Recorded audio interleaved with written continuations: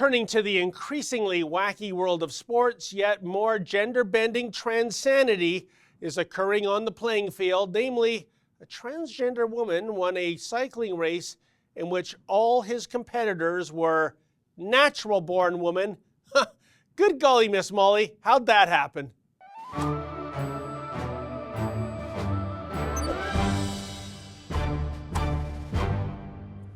Meet Rachel McKinnon, someone who was born a man but now identifies as a woman, even though he's kept his manhood intact. Anyway, McKinnon not only recently won a cycling competition in Los Angeles against women who were actually born that way, but she or he also went on to set a world record in doing so. Do you think maybe McKinnon, compared to the natural-born female competitors, had inherent physical advantages by being born male? You know, testosterone, muscles, lung capacity, stamina, etc., etc. That's not sexist, folks. That's merely a statement of fact. But to invoke the old Tina Turner song, what's science got to do with it? I mean, these days, athletic accommodation is all about feelings.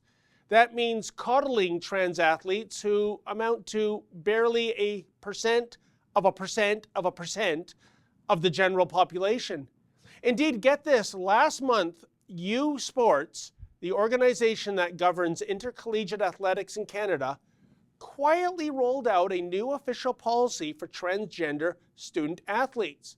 In a nutshell, the new policy states that trans students will be able to compete on teams that correspond with their birth gender or the gender they are now identifying with, as long as they comply with the Canadian anti-doping program.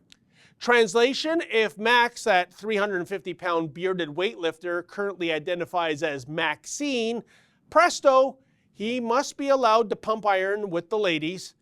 I know who I'm betting the house on in that event.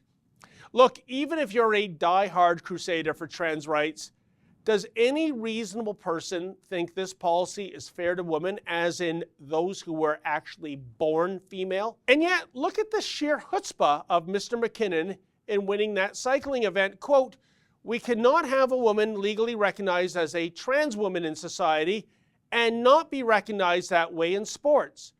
Focusing on performance advantage is largely irrelevant because this is a rights issue. We shouldn't be worried about trans people taking over the Olympics. We should be worried about their fairness and human rights instead." End quote. Good God, so committed to winning by any means necessary, McKinnon doesn't see the perversity inherent to his stance on human rights, which is to say, the reason why sports has long been segregated along gender lines, with the notable exception of equestrian events and auto racing, is to literally create a level playing field so that women aren't routinely bested by men. But in McKinnon's perverse world, trans rights can only be advanced at the expense of women's rights? Sorry, does not compute.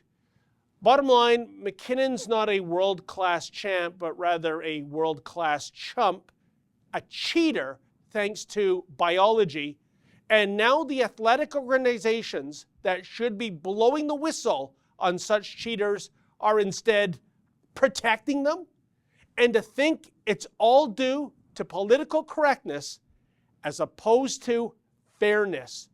For the Rebel.media, I'm David the Menzoid Menzies. Hey folks, the Rebel has a new app. Please download that app and take the Rebel with you wherever you go.